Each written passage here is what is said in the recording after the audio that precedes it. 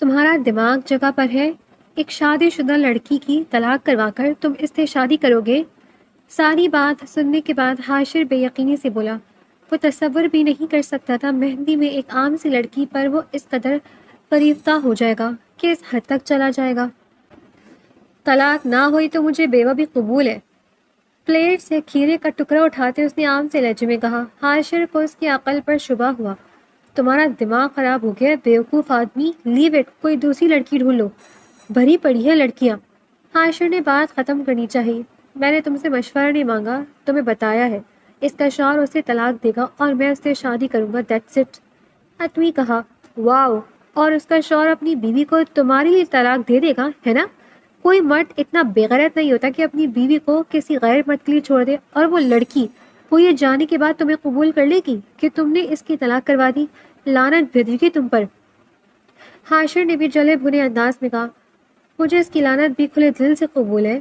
کبیر دل پر ہاتھ رکھتے ہوئے برقرار لہجے میں بولا۔ تو حاشر اسے دیکھ کر رہ گیا۔ آخر اس معمولی سی لڑکی میں ایسا کیا ہے جو تم اتنا دیوانہ ہو رہے ہو؟ وہ واقعی حیران تھا۔ اس کے پاس کبیر خان آفریدی کا دل ہے۔ وہ معمولی لڑکی میرے لیے سب سے خاص ہے، سمجھے؟ اب مزید کوئی بکواس نہیں کرنا۔ اچھا تو کیسے کرواؤ گے طلاق؟ بدنام کرو گے اسے تاکہ اس کا شوہر طلاق دے دے؟ حاشر کے سوال پر کبیر کے ماتھے پر بل پڑے۔ نہیں، میں ایسا سوچ بھی نہیں سکتا۔ اس کا شوہر اسے طلاق دے گا، پر میرے لیے نہیں، کسی اور کے لیے، رخسار کے لیے اسے طلاق دے گا۔ کبیر اطمینان سے بولا۔ رخسار کون ہے؟ حاشر نے پوچھا۔ وہی معشوقہ جس کے لیے وہ بےغیرت آدمی ملیحہ کو مارتا ہے، ایک آوارہ مزاج لڑکی ہے جس کا شادی کا کوئی ارادہ نہیں، اپنے پیچھے کئی لڑکے دیوانے کر رکھے ہیں، جس میں سے ایک ملیحہ کا شوہر ضامن ہے۔ اپنی جیب ٹٹولتے اس نے حاشر کو اشارہ کیا تو اس کا اشارہ سمجھتے حاشر نے سگریٹ کا ڈبہ نکالتے اس کی جانب بڑھایا۔ تمہیں یہ سب کس نے بتایا؟ حاشر متجسس ہوا۔ محبوب کی اتنی خبر بھی نہ رکھیں، اتنا بے خبر نہیں ہوں میں، ان کی گھر کی پل پل کی رپورٹ ملتی ہے مجھے۔ کبیر نے گہرا کش لیتے کاؤچ سے سر ٹکایا۔ کھیل بالکل صاف ستھرا ہے۔ رخسار کو میں اتنی رقم دوں گا جس کو وہ ضامن کے سامنے شو کرے گی۔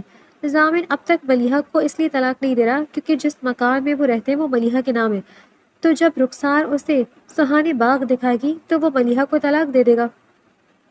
کبیر کی بات سمجھتے حاشر نے اس بات میں سر ہلایا۔ تمہاری ساری باتیں اپنی جگہ درست ہیں، چلو مان لیتے ہیں ملیحہ کی طلاق ہو گئی، اس کے بعد بھی کیا گارنٹی کہ وہ تم سے شادی کرے گی؟ اور اگر شادی ہو بھی گئی تو تمہارا دل بہت جلد بھر جائے گا، پھر کیا کرو گے؟ چھوڑ دو گے اسے؟ حاشر کی بات پر کبیر کی آنکھیں سرخ ہوئیں۔ میں تمہیں عیاش مرد لگتا ہوں؟ یا تم نے جتنی عورتیں یا لڑکیوں کے ساتھ میرے تعلقات دیکھے کسی ایک کا بھی نام بتا دو؟ میری فطرت غلیظ نہیں ہے یہ حاشر۔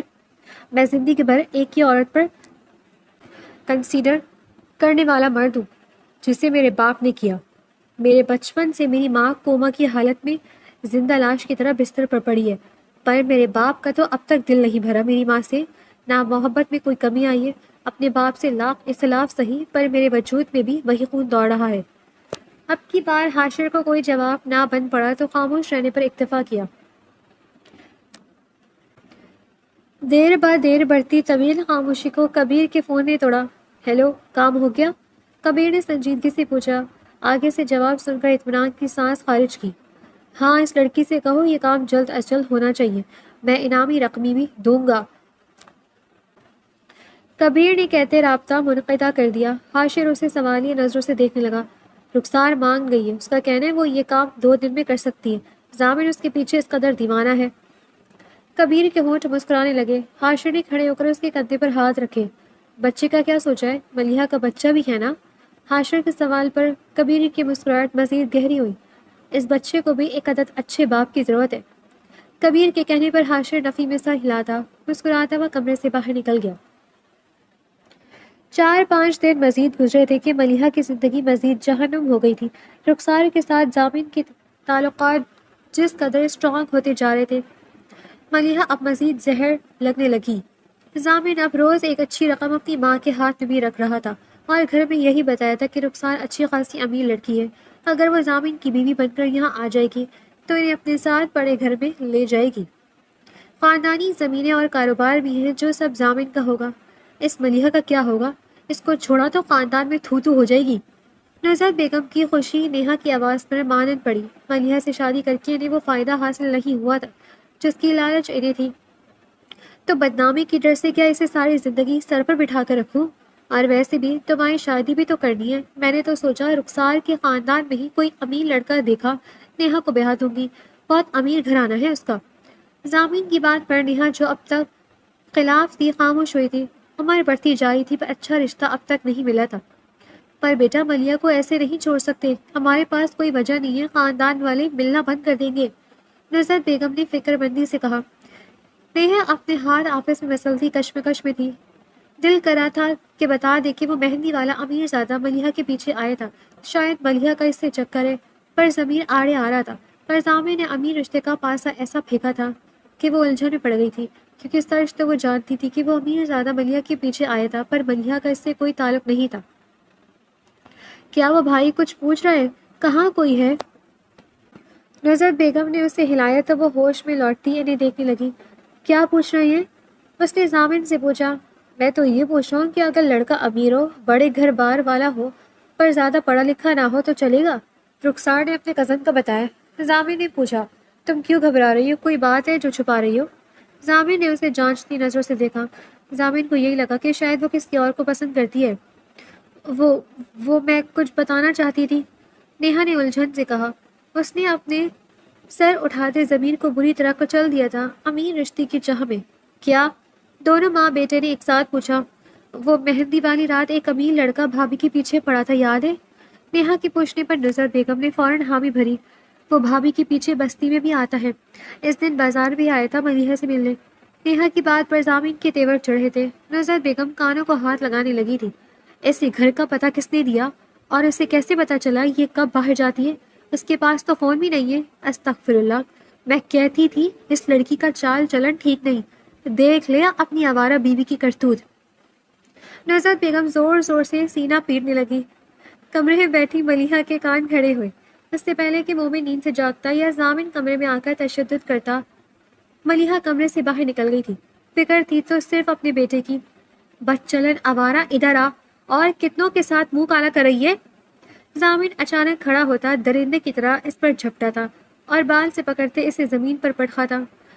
آہ، خدا سے ڈرے آپ لوگ، اللہ! وہ ڈر سے چلائی تھی جب غصے سے نزرت بیگم بھی چارپائی سے اتری تھی۔ جھاڑو کا کٹا اٹھاتے ملیحہ کی جانب بڑھی اور زور سے کمر پر مارا۔ ہمیں ڈرا رہی ہے، خود دوزخی ہے، سر عام بازار میں اپنے عاشق کے ساتھ رنگ رلیاں مناتے شرم نہیں آئی؟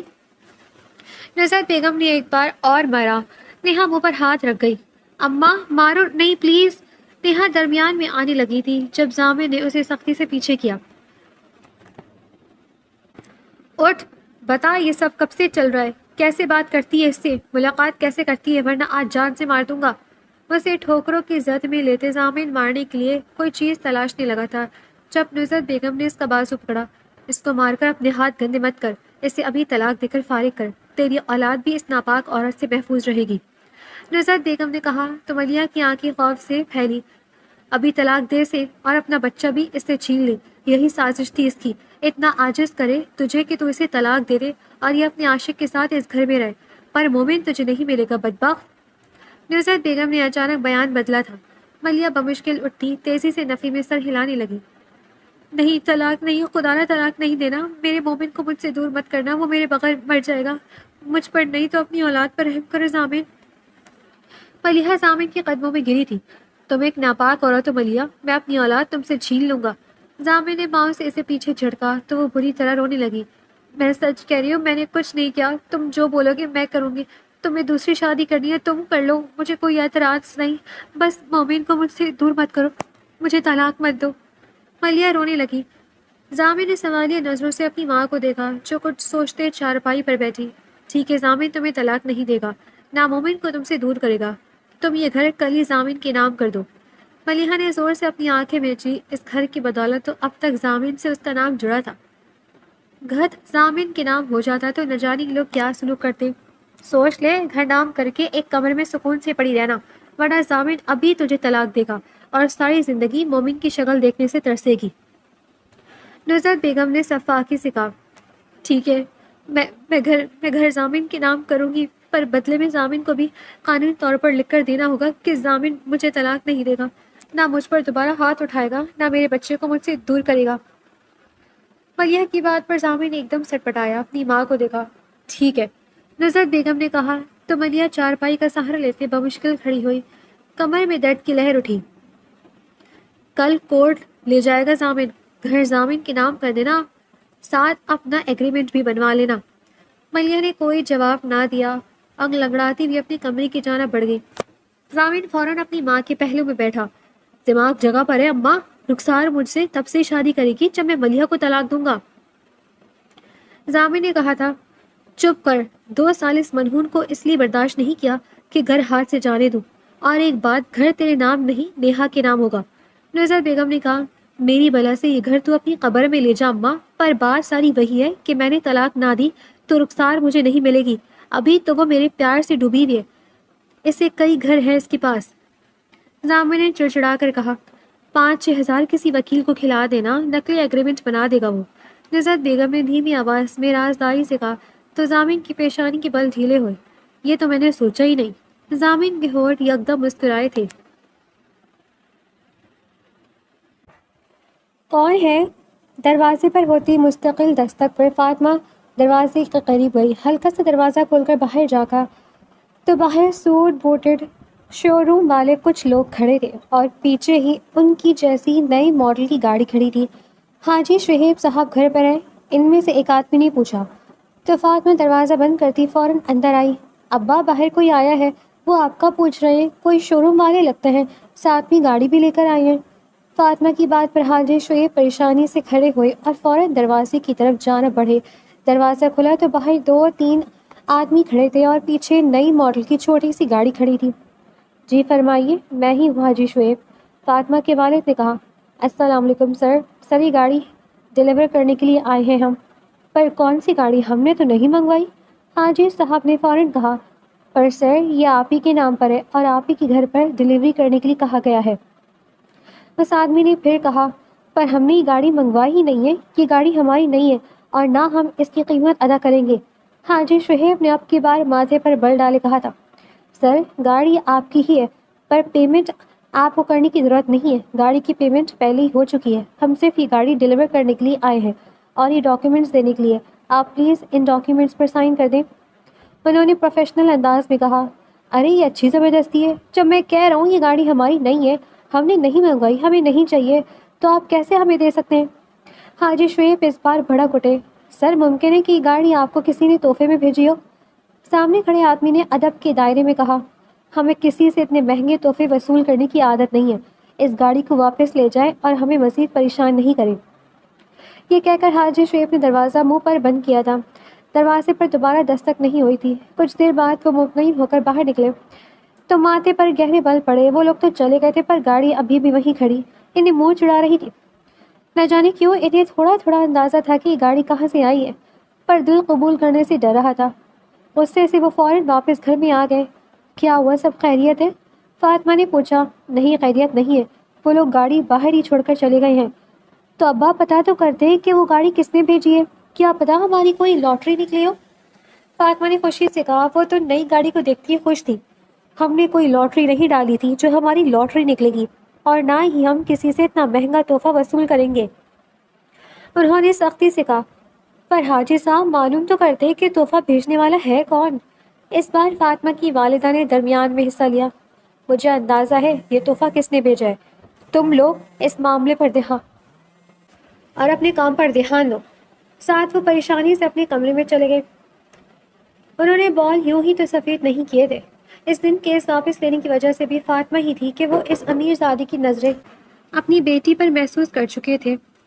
جو ہوا تھا وہ ہو گیا تھا، پر یہ انہیں گوارا نہیں تھا کہ ان کی بیٹی کو کوئی ایسے دیکھتا، اور اب اچانک اس گاڑی کا تحفے میں آنا، بہت سارے خدشات انہیں ایک ساتھ لاحق ہوئے تھے۔ اگلے دن تک یہ پریشانی مزید بڑھ گئی تھی، کیونکہ انہوں نے گاڑی کے دفتر فون کر کے بھی کہا تھا شو روم والوں سے کہ وہ اپنی گاڑی واپس لے جائیں، پر انہوں نے صاف انکار کر دیا تھا، یہ کہتے کہ یہ گاڑی آپ کی ہے، وہ واپس نہیں لے سکتے، پر جب چاہیں آپ گاڑی کے ڈاکیومنٹس آ کر لے جا سکتے ہیں۔ گاڑی کو دیکھتے ان کا بیٹا زبیر بھی ضد کرنے لگا تھا کہ رکھ لیتے ہیں، گاڑی رکھنے میں کیا حرج ہے، اور فاطمہ بھی دبی دبی سی ضد کر رہی تھی۔ وہ اسی پریشانی میں مبتلا تھے جب اچانک ان کے نمبر پر کسی انجان نمبر سے کال آنے لگی۔ ہیلو، کون؟ مصروف سے انداز میں پوچھا۔ السلام علیکم حاجی صاحب، کیسے ہیں آپ؟ امید ہے خیر و عافیت سے ہوں گے، آگے سے انتہائی مؤدبانہ انداز میں کہا گیا۔ انجانی آواز پر حاجی صاحب فوراً سیدھے ہوئے۔ وعلیکم السلام، کون بات کر رہے؟ انہوں نے فوراً پوچھا۔ میں میران خان آفریدی بات کروں۔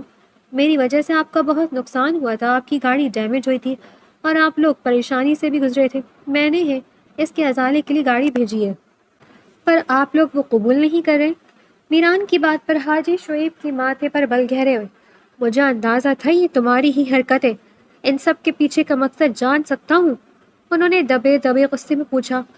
بڑے بوڑھوں کا یہی مسئلہ ہوتا ہے کہ ان کو ہر چیز کے پیچھے کوئی نہ کوئی مقصد نظر آتا ہے، پر اس کے پیچھے میرا کوئی برا مقصد نہیں ہے۔ میران نے وضاحت دی۔ برا مقصد نہیں ہے تو پھر یقیناً آپ کا کوئی اچھا مقصد ہوگا، تو مجھے وہ اچھا مقصد بتا دیجیے۔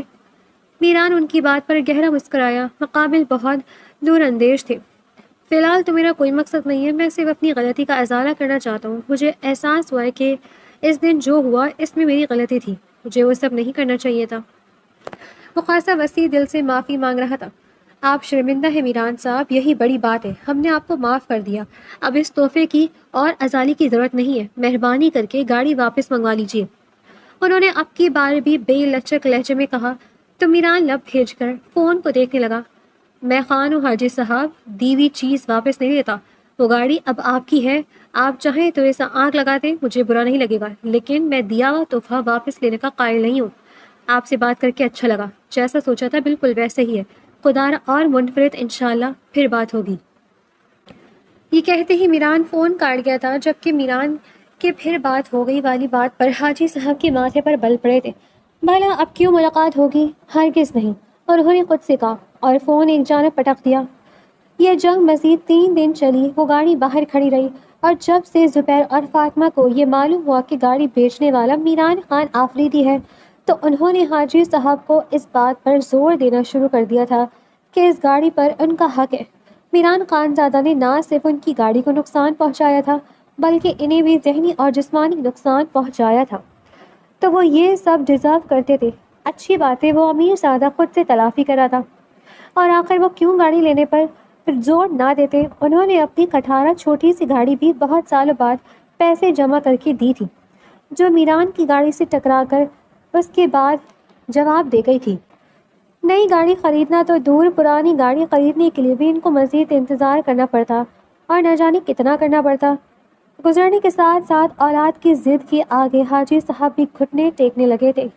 میران نے تو گاڑی لینی تھی، صاف انکار کر دیا۔ اسی طرح 2 ہفتے مزید گزر گئے۔ میران نے دوبارہ ان سے کوئی رابطہ نہیں کیا تھا۔ گاڑی اب بھی برانڈ نیو ان کے دروازے کے باہر کھڑی تھی۔ ان کے خدشات بھی اب مان پڑنے لگے تھے، کیا پتا وہ واقعی عدالت چاہتا ہو۔ کچھ وہ اولاد کی ضد کے آگے بھی گھٹنے ٹیک گئے تھے۔ ان کی اہلیہ نے بھی انہیں کہا تھا کہ انہیں گاڑی رکھ لینی چاہیے، پھر مجبوراً انہوں نے نہ چاہنے کے باوجود اس گاڑی کو قبول کر ہی لیا تھا۔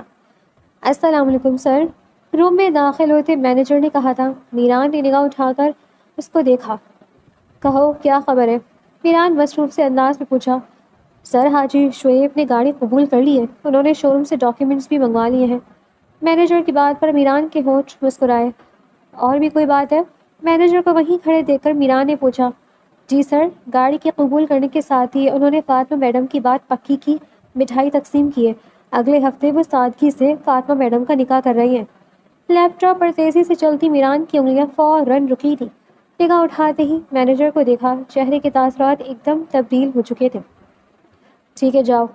میران کے کہنے پر مینیجر کمرے سے باہر نکل گیا، جبکہ میران کرسی کی پشت سے سر ٹکا کر گلاس وال کو تکنے لگا۔ بہت زیادہ ہی دور اندیش ہے سر جی آپ، میرا اچھا مقصد آپ جان گئے، اس لیے یہ سب کر رہے ہیں۔ وہ مسکراتے نفی میں سر ہلانے لگا۔ پر آپ بھی اپنے ہونے والے داماد کو جانتے نہیں ہیں، پر بہت جلد جان جائیں گے، پھر ایسی کوششیں نہیں کریں گے۔ خود سے بڑبڑاتے وہ واپس لیپ ٹاپ پر مصروف ہو گیا۔ وہ مطمئن تھا کیونکہ وہ جانتا تھا وہ میران خان زادہ ہے، اتنی آسانی سے پیچھے ہٹنے والوں میں سے تو نہیں تھا، بلکہ مشکل سے بھی پیچھے ہٹنے والوں میں سے نہیں تھا۔ ہائے اللہ فاطمہ، اتنی خوش ہو اپنے نکاح سے کہ اتنی اچھی جگہ پر ٹریٹ دے رہی ہو؟ فاطمہ کی دوستوں نے عالیشان ریسٹورنٹ کو دیکھتے ہوئے کہا۔ ہاں خوش تو ہوں، کیوں نہ ہو خوش ہونا چاہیے. تمہیں پتہ ہے میرے سسرال سے ڈائمنڈ کا لاکٹ آیا ہے میرے لیے, پر اماں اس کو ہاتھ بھی نہیں لگانے دے رہی ہیں. کہہ رہی ہیں رخصتی کے بعد دیں گی. وہ منہ بناتے بولی, سسرال والے امیر ہیں کیا؟ اس کی ایک دوست نے پوچھا. نہیں امیر نہیں ہے, پر کھلے دل کے ہیں. دراصل میرا جو منگیتر ہے نا, وہ باہر جانے والا ہے نوکری کے لیے کینیڈا, اور وہ مجھے پسند کرتا ہے. اس کی طرف سے پسند کی شادی ہے. فاطمہ نے خوشی سے کہا, تو تمہیں ڈر نہیں لگ رہا ہے اتنی جلدی شادی سے؟ فاطمہ کی ایک دوست نے پوچھا. نہیں بھائی, ڈر کیسا, ابھی صرف نکاح ہو رہا ہے, پھر میرے ڈاکیومنٹس وغیرہ تیار ہوں گے. اس کے اندر سال 1.5 سال لگے گا, اور اس کے بعد شادی, پھر میں بھی باہر چلی جاؤں گی. فاطمہ انتہائی خوشی سے بتا رہی تھی, اس بات سے بے خبر ہے کہ اس کی بالکل سامنے والی میز پر بیٹھا شخص ہونٹوں پر ہاتھ رکھے اسے ہی دیکھ رہا تھا.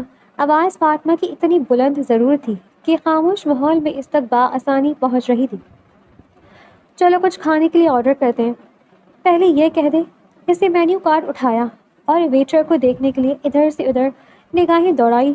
جب نگاہ اپنے بالکل سامنے والی ٹیبل پر اٹک کر رہ گئی تھی, اس نے فوراً مینیو کارڈ اپنے منہ پر رکھا تھا. انجان بننا چاہا تھا, جیسے اس نے سامنے بیٹھے شخص کو دیکھا ہی نہیں تھا. اس کی حرکت پر میران خان زادہ آفریدی گہرا مسکرایا تھا. اس کی یہی ادائیں تو تھیں جس نے میران آفریدی کو دیوانہ کر دیا تھا.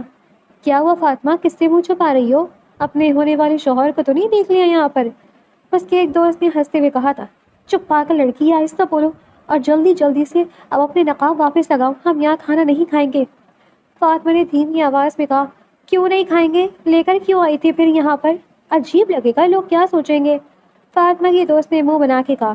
چپ کر جاؤ, اس سے اچھی جگہ لے کر جاؤں گی, پر پلیز ابھی یہاں سے اٹھو, میں اپنا والٹ گھر بھول کر آ گئی ہوں, یہاں تم لوگوں کو ٹریٹ نہیں دیکھ سکتی.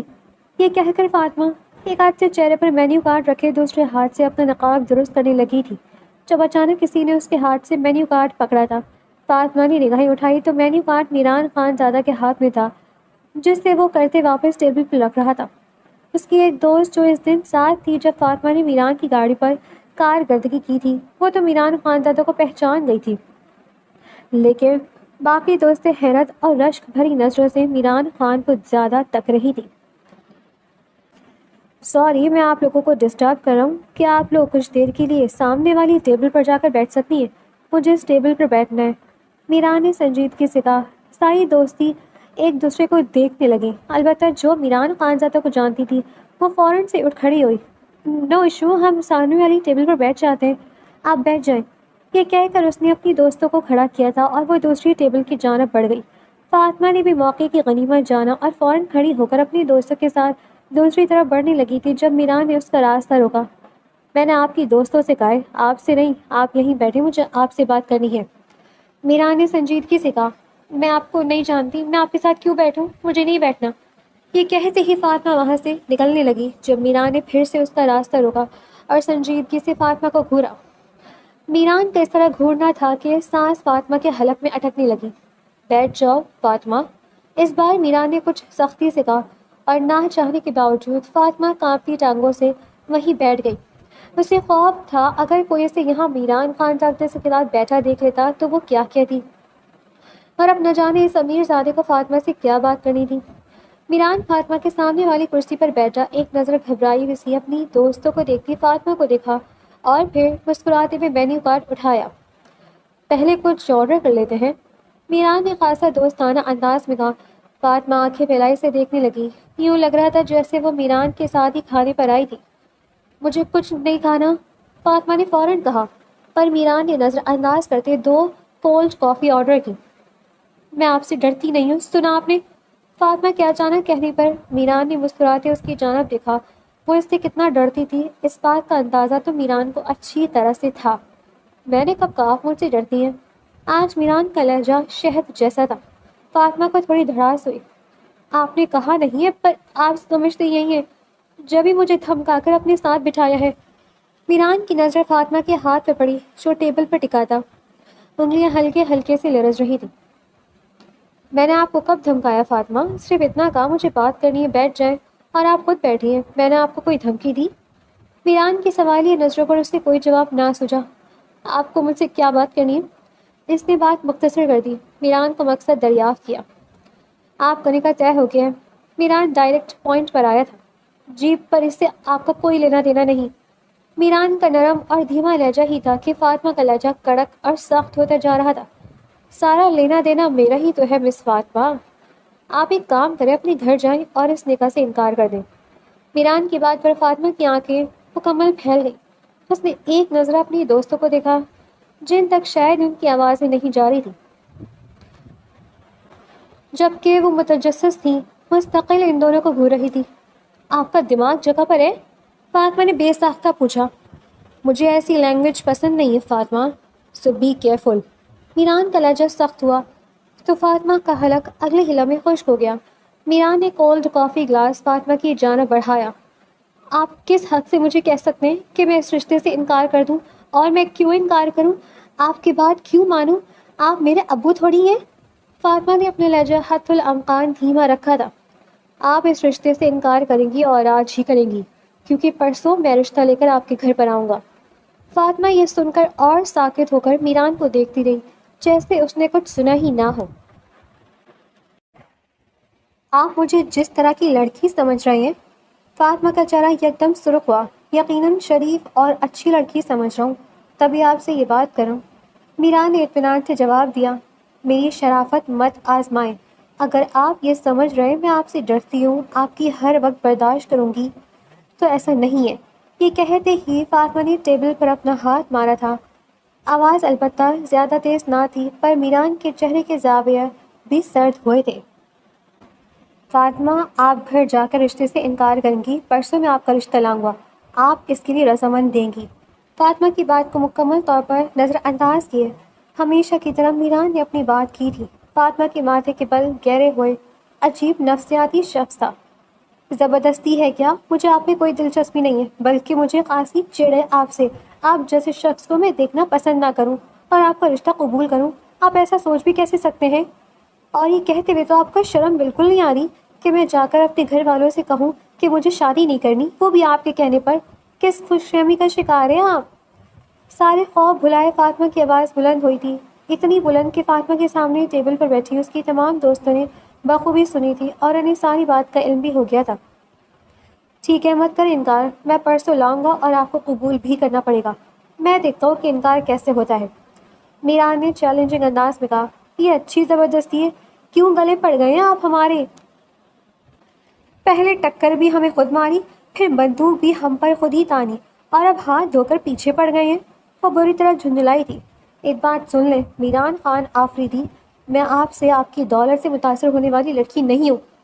بہت حلال کمائی سے میرے باپ نے میری تربیت کی ہے، اور آگے بھی میں اسی شخص سے شادی کروں گی جس کی تربیت حلالی ہو۔ فاطمہ کی بات میران خان آفریدی کے سر سے لے کر پاؤں کی انگلی تک آگ لگا چکی تھی۔ نہ جانے سامنے بیٹھی لڑکی اور اس کا باپ اپنے باپ کو کیا سمجھتا تھا کہ حلال صرف یہ لوگ ہی کماتے تھے۔ اتنا بولو فاطمہ جتنا برداشت کر سکو، کسی کو پسند کرنے کا ہرگز یہ مطلب نہیں ہے کہ میران خان آفریدی اس کی ہر فضول بات برداشت کرے گا۔ تمہارے ساتھ بہت تحمل کا مظاہرہ کر رہا ہوں، مت آزماؤ مجھے۔ وہ سب سے بولا، اس کے چہرے کی سرخی سے غصے کا اندازہ ہو رہا تھا۔ آپ خود کو خلائی مخلوق سمجھتے ہیں، شاید زمین پر چلنے والا ہر انسان آپ کا غلام نہیں ہے۔ آپ دولت کے نشے میں چور انسان ہیں۔ مجھے آپ سے کوئی بات نہیں کرنی، اور مہربانی کر کے دوبارہ میرا راستہ نہیں روکیے گا، ورنہ اس بار میرے ابا آپ کے پاس واپس نہیں لیں گے، بلکہ پھانسی کے پھندے تک آپ کو پہنچا کر آئیں گے اگر انہیں پتہ چلا کہ آپ سرعام ان کی بیٹی کا راستہ روکتے ہیں۔ اس بار نڈر انداز میں کہتے ہی فاطمہ کھڑی ہوئی تھی اور ریسٹورانٹ سے ہی باہر نکل گئی تھی۔ اس کی دوستیں بھی فوراً اس کے پیچھے باہر نکلی تھی، جبکہ میران آفریدی ٹھنڈی نظروں سے سامنے رکھی ٹھنڈی کولڈ کافی کو دیکھ رہا تھا۔ ٹیبل پر اپنی شہادت کی ہوئی بچاتے ماتھے پر ایک بل پڑا۔ ڈرتی تم مجھ سے بہت ہو فاطمہ، اور اگر تمہیں حاصل کرنے کے لیے مجھے ڈرانا پڑا تو میں تمہیں اس حد تک ڈراؤں گا کہ تم خود چل کر میرے پاس آؤ گی۔ یہ میرا تم سے وعدہ ہے۔ اور میران خان آفریدی اپنے وعدوں کا بہت پکا ہے۔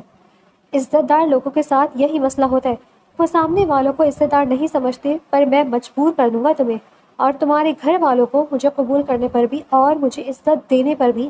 رہی حلال کمائی کی بات، تو تمہیں ساری عمر میری ہی کمائی کھانی پڑے گی، پھر چاہے تم اسے حلال سمجھو یا حرام۔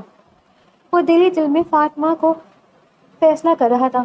فاطمہ پہلی لڑکی تھی جس کے معاملے میں اس نے اپنے لہجے، آواز اور انداز کو دھیما اور نرم کیا تھا۔ اگر یہ انداز اس کا کسی اور لڑکی کے ساتھ ہوتا تو وہ اس پر 12 صدقے جا کر اس کے قدموں میں گرتی، اور یہاں تو معاملہ ہی کچھ اور تھا۔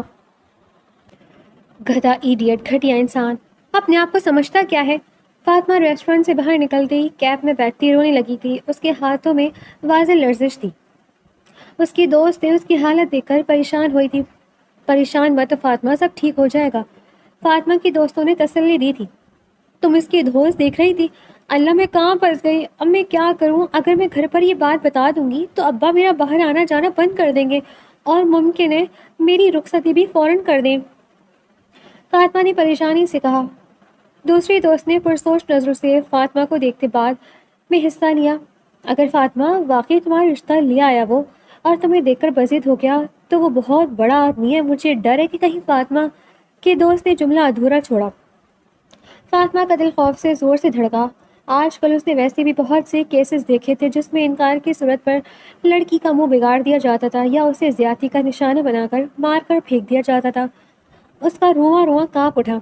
میں اللہ کے سوا کسی سے نہیں ڈرتی۔ سنو، تم نے ایک کام کرتی ہوں، میں ایک ہفتے تک گھر سے باہر نکلنا بند کر دیتی ہوں۔ جب نکاح ہو جائے گا اور اس کو پتہ چل جائے گا کہ میرا نکاح ہو گیا تو خود پیچھے ہٹ جائے گا۔ ہاں، یہ بیسٹ ہے۔ فاطمہ نے اپنی دوستوں سے تائید چاہی۔ اس کے دوستوں نے بھی کچھ دیر سوچنے کے بعد اسے یہی مشورہ دیا کہ وہ نکاح تک گھر سے باہر نہ نکلے۔ پر اگر اس نے ابا یا بھائی کو کوئی نقصان پہنچایا تو؟ اگلی لمحے فاطمہ نے دوسرا خدشہ ظاہر کیا۔ اچھا سوچو فاطمہ، کچھ نہیں ہوگا۔ اس کے بعد ان کا باہر لنچ کا پروگرام کیسے ہو گیا تھا؟ فاطمہ اپنے گھر لوٹ گئی تھی، اور اسے ہم نے گھر پہ جا کر یہ کہہ دیا تھا کہ اسے کالج سے ایک ہفتے کی چھٹی ملی ہے، اور وہ یہ ایک ہفتہ گھر میں اپنے اوپر توجہ دے کر نکاح سے پہلے اپنے آپ کو تھوڑا سنوارنا چاہ رہی تھی۔ اس کی بات پر اس کی ماں بھی مسکراتی تھی۔ کسی نے اسے مزید کچھ نہیں پوچھا تھا۔